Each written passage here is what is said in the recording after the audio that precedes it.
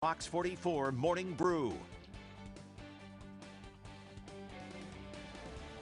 At this place in history, we're at Lincoln Park in Enosburg Falls with Steve Perkins, Executive Director of the Vermont Historical Society. And Steve, someone widely known for playing in parks very different from this one, brings us here this week.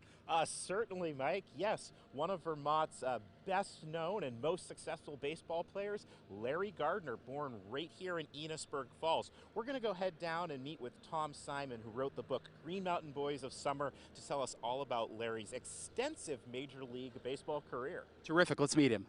He grew up in Enosburg Falls at a time when that village was at its actual peak of prosperity. There was money in the town because of the liniment factory. He happened to be playing in the Franklin County League during the summer after his senior year in high school. And that league only existed for a few years, but he happened to be there right at the right time to be spotted by all these UVM players.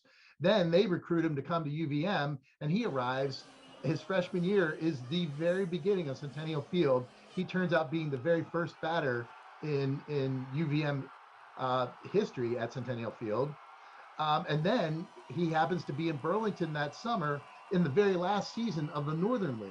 He was playing in a very high caliber league against former major leaguers and future major leaguers. Then, of course, he ends up with the Boston Red Sox and is there for the first game in Fenway Park. He also got to play for them in 3 different World Series, all of which they won. But then he ends up he spends 1 year in Philadelphia, which was a rough season. But then he ends up in Cleveland with his old buddies Tris Speaker and Smokey Joe Wood. His first year there, they end up in the World Series and win. And when you look at the other third baseman in the American League during the time he played, there's really only one that comes close, and that's Frank Baker, better known as Home Run Baker, who is, of course, in the Hall of Fame. And Larry Gardner is not in the National Baseball Hall of Fame, but he is in the Boston Red Sox Hall of Fame. He made his way back to UVM for quite a long time, too. Yes, he became the baseball coach for a couple of seasons, and then there was an opening as the athletic director, and he moved up and became the athletic director. There are lots of places in Burlington that have Larry Gardner connections.